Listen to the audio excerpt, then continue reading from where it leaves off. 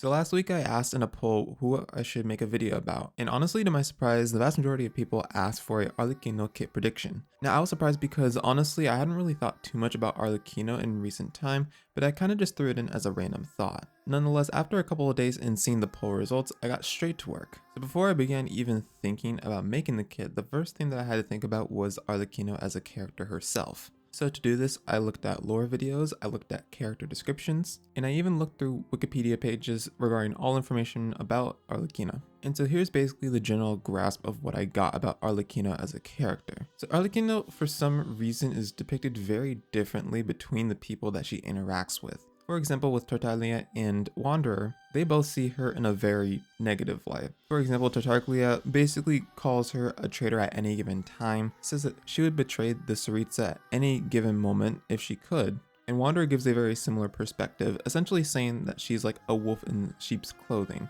And on the outside, she shows a caring and very gentle appearance, but then on who she really is, well, that's for another discussion. However, this becomes very different when we look at character stories from Linny, Freminet, and Lynette, because the way they view her is somebody that is strict, but is also genuinely caring and treats them like an actual family.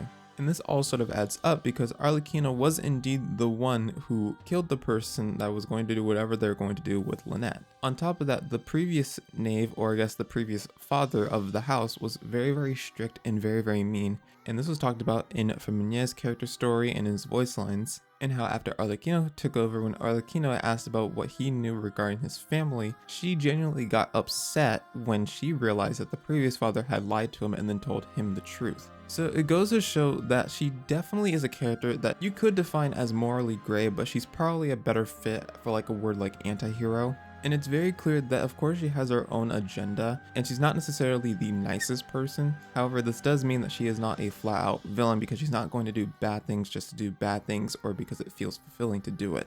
She's almost always going to have a purpose in what she does. So that's kind of the general sense of what I got with her. And so then that got me thinking about how to then translate this into her actual predicted kit. So overall, because of this whole depiction that she has as a wolf in sheep's clothing, and also from the trailer where she pushes the Linny and Lynette cardboards from behind, like as if she's the person who was behind the scenes pulling the strings on everything. So because of this, I got the feeling of making her an off-field character rather than an on-fielder. Now of course her element was going to be pyro because I'm pretty sure her delusion or whatever it was visible. I forgot if it was either in the Fontaine trailer or the Fatui trailer. It was one of the two, but it was very clearly visible in one of those trailers. So pyro just seems kind of like a given for her if I were to give her a vision. Now as for her role, there was the choice between making her a sub DPS or a support character. So in short, she's basically a sub DPS that has supportive capabilities, and more specifically her focuses are damage and buffing. And of course in terms of the weapon and the scaling, I decided to make her a polearm user, and on top of that I decided to make her an HP scaling character. Now I know people as of late have been getting a little tired of HP scaling, I'm not going to lie. However, Fontaine's character's kits so far, alongside the craftable weapons and sets like March as a Hunter, heavily incentivize HP loss and gain in character kits, and because Arlecchino will be a supportive unit, making her prioritize HP simply just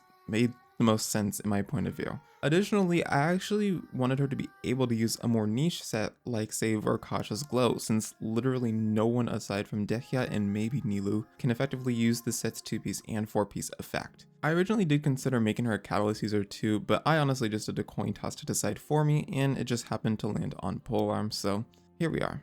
So now let's get onto the actual kit.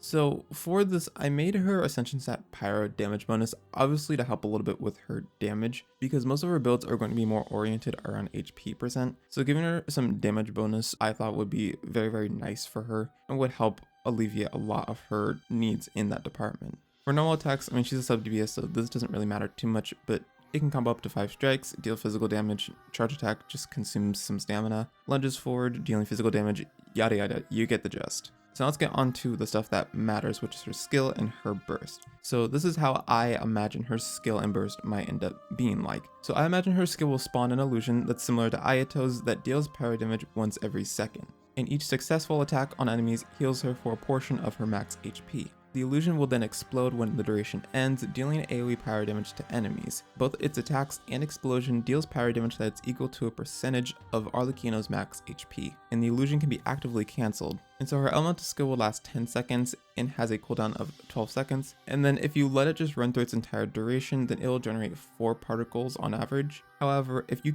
actively cancel it at any point in time during its duration, then it'll generate 2.5 particles. This is so while you still can get something out of actively canceling it, there's not really the biggest reward in doing so unless you absolutely just need to. So for her burst, her burst is very interesting because when I originally made it, I had to really think a lot about how strong it actually was in practice, and I think I changed especially this part of her kit like at least 3 different times, because when I made it, it was either too strong or then it became too weak, and then I had to like completely remove and adjust some stats, I had to completely nerf some stats, and it was messy, but I think I got a decent enough idea that just looks good from this point of view. So when you cast her burst, it'll just deal massive AoE power damage upon casting, so something similar to like Yelan ult, like you cast it, and it does like an initial hit of damage basically. And so after she does that, she then enters a Lazo state, providing buffs to herself and allies. And so in this state,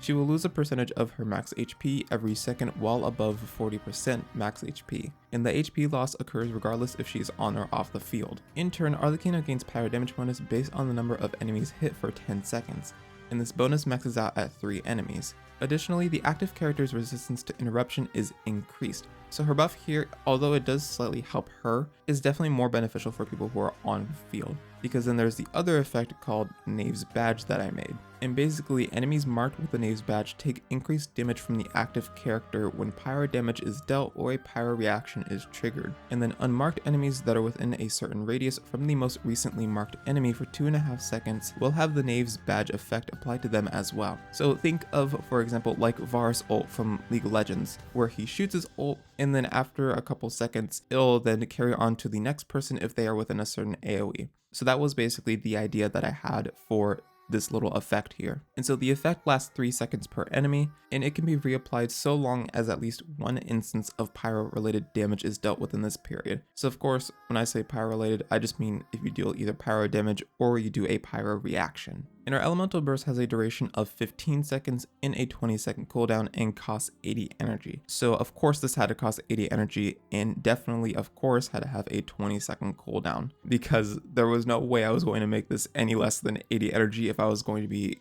giving all of these buffs to her in my mind if I was making her elemental burst like this. So she'll definitely be a character that is a little bit reliant on energy and stuff like that. So I even went as far as making some passives for her. So for her first passive, Arlecchino's presence inspires her allies, increasing their elemental mastery by 0.2% of her max HP and crit rate by 12% of her own after casting Folly's Virtue, which is basically her elemental skill. A maximum of 60 elemental mastery and 12% crit rate can be obtained in this manner. So of course the crit rate portion was a bit inspired by Rosaria. This is basically sort of just an alternate version in Pyro. In the elemental mastery, this definitely incentivizes her to be a bit more used in teams that are reaction based, although she still can be used in things like Mono Pyro. For a second passive, I decided to make it to where when pyro damage is dealt or a pyro reaction is triggered on an enemy marked by Knave's Badge, Arlecchino's max HP is increased by 16% and the healing received from her elemental skill is doubled. Now on second thought, I might make this HP increase 12% instead of 16% because she already gets a decent amount of HP from Veracash's Glow, alongside the fact that in a lot of the builds that I created for her, she would 9 times out of 10 use an HP percent goblet,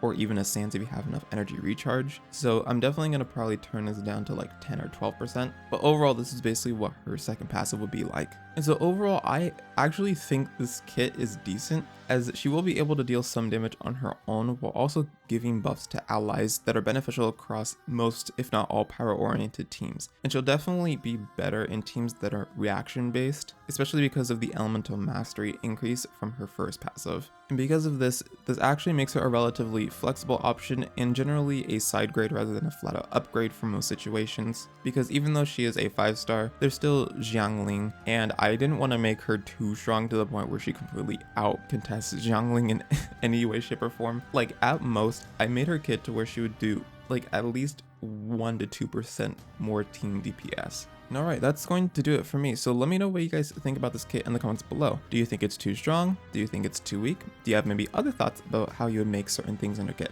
Let me know. And until the next video, bye bye.